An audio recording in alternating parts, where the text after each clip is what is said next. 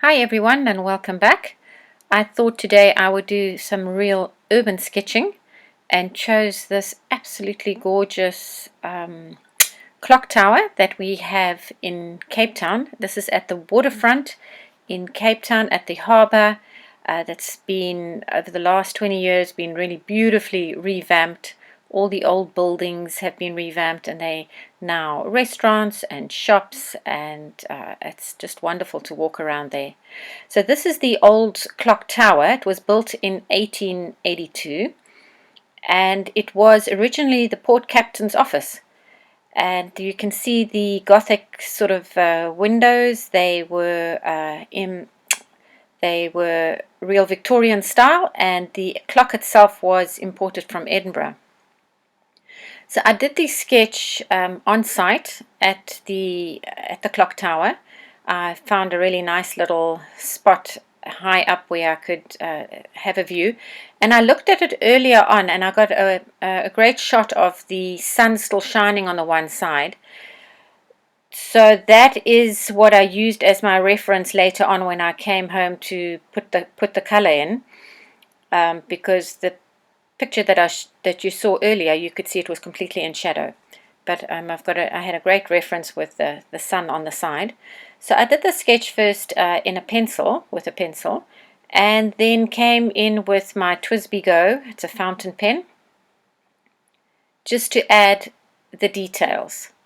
And it takes quite a bit of time, so I have done this at a little bit of a quicker speed. Whenever you meet anyone down in the waterfront, you always say, I'll meet you at the clock tower, and everyone knows exactly where to go. So the palette I've used for here is my Art Toolkit palette, and I have squeezed in a lot of my own colors.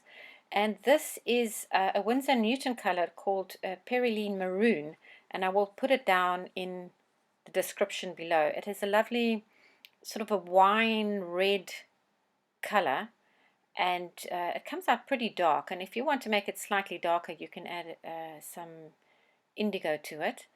And here I'll just slowly fill in the color as we go along. But I do want to tell you some exciting news that I have.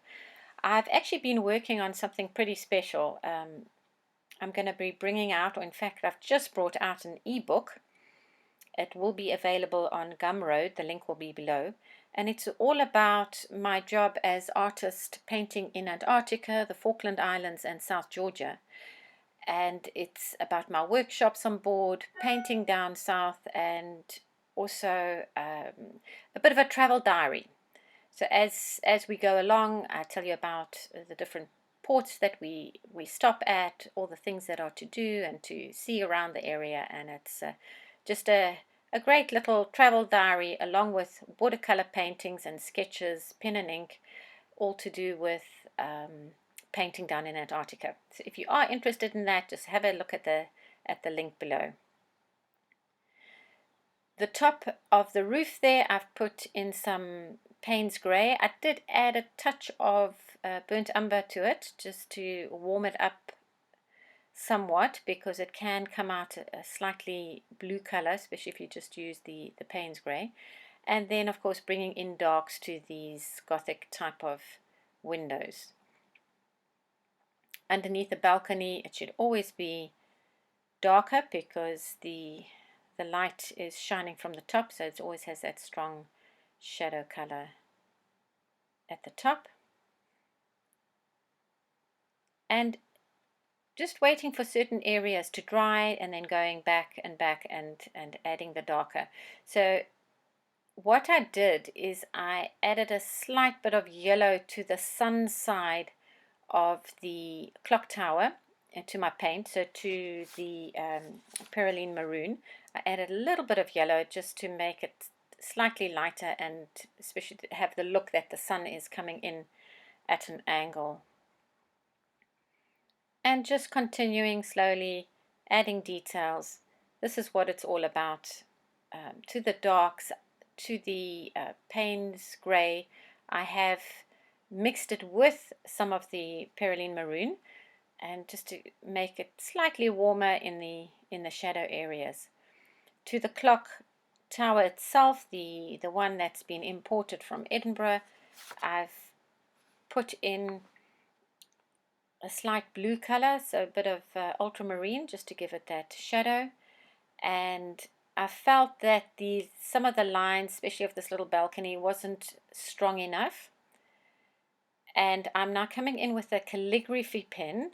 This is the size 2, if I remember correctly, and it's a waterproof pen. It's really lovely to use. I will put it down, the description down in the link below as well.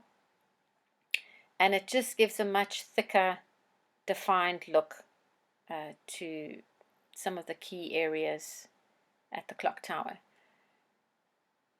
Sometimes you think, why should I go over the same lines again and again? But as the painting evolves, then you see what's missing, what needs a little bit more detail, more shadow here and there.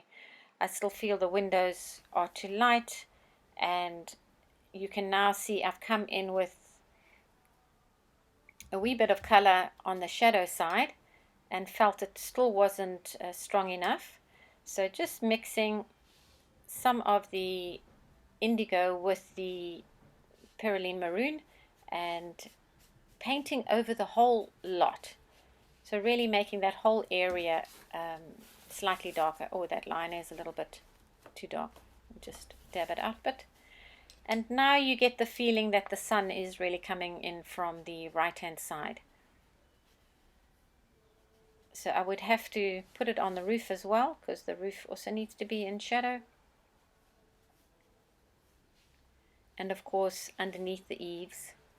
This is a wonderful part of Cape Town, so if you ever come to visit, be sure to go and view the clock tower.